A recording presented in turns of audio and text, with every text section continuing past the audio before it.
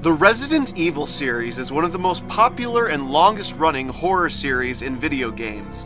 It's a series I unfortunately didn't get into until Resident Evil 5, but once I discovered it, I made a point of going back and playing the earlier games. And my favorite of the PS1-era Resident Evil games is Resident Evil 3 Nemesis. Why do I love this third chapter so much? Let's dive in and find out.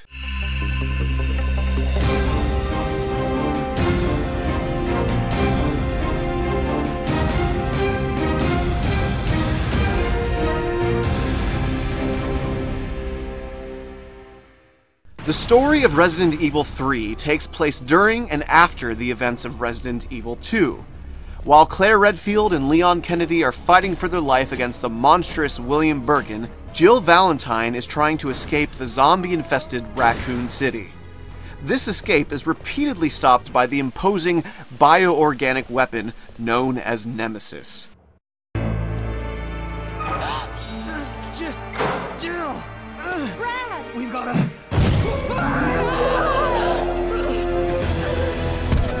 Jill! Help!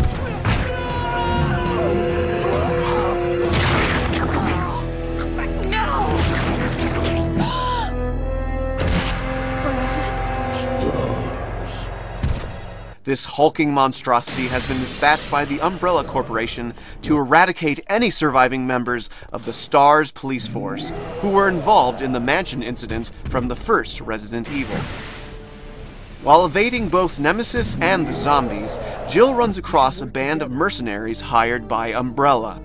She befriends Carlos, a mercenary who also wants to escape the city, and Jill also discovers that Nikolai, the group leader, has sinister motives of his own. Throughout the story, Jill must come up with several ways of escaping the doomed city, while also trying to survive the frequent encounters with Nemesis.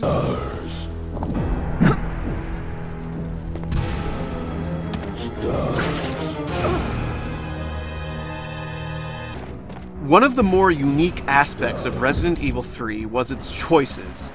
At certain parts of the game, Jill has two options in a situation, and depending on what you choose, it may change the way events play out later in the game. Certain characters may live or die based on your earlier actions, and while these choices don't change the story as a whole, it's fun to discover all the little changes that can happen. It's a feature that I loved, and hasn't really been seen in the series since. Unlike the previous two Resident Evil games, you only play as one character through the story. With the exception of a brief part where you play as Carlos, this is very much Jill's story. I'm perfectly okay with this, however, because Jill Valentine is one of my favorite, if not my favorite character in the series. It's true that once the wheels of justice begin to turn, nothing can stop them. Nothing. It was Raccoon City's last chance, and my last chance. My last escape. The gameplay of RE3 is very similar to the previous games. You fight zombies and other creatures, solve puzzles, and manage your inventory with ammo, herbs, and key items. Where this game changes it up is with the new ammo creation system. Throughout the game you will find various types of gunpowders. These can be mixed together to create bullets for your handgun, shotgun, or you can save them up and create a more powerful round for your grenade launcher. It's a neat system, and it allows you to create ammo that suits your situation.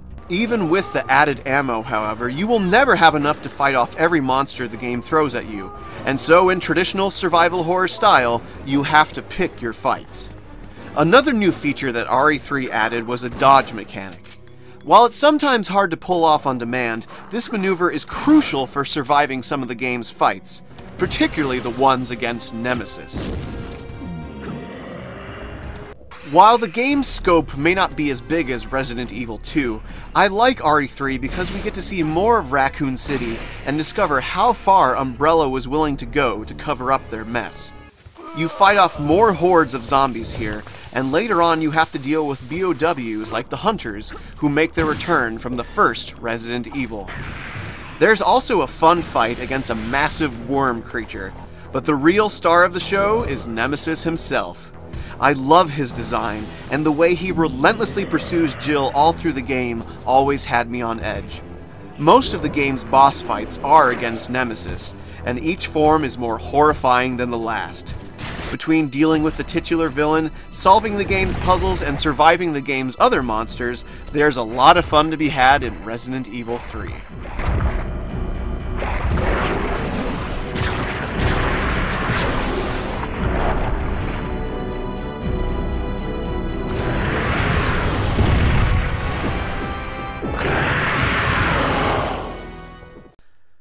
RE3 was the last Resident Evil game for the original PlayStation, and it is one of the most graphically impressive on the system. The beautiful pre-rendered backgrounds, great character models, and other visual effects all look brilliant for their time.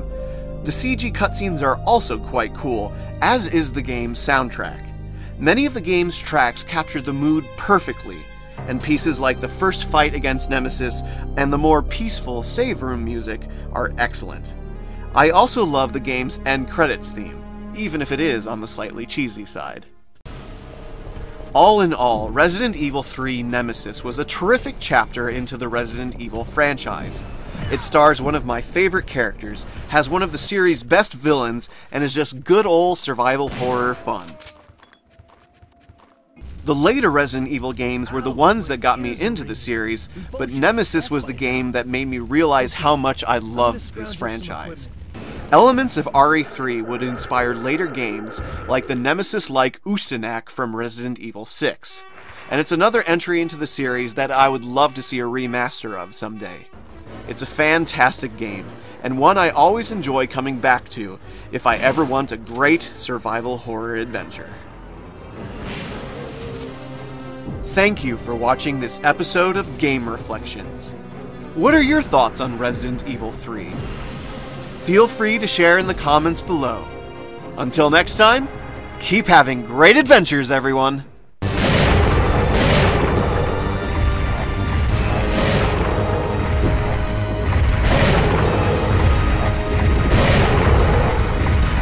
want stars?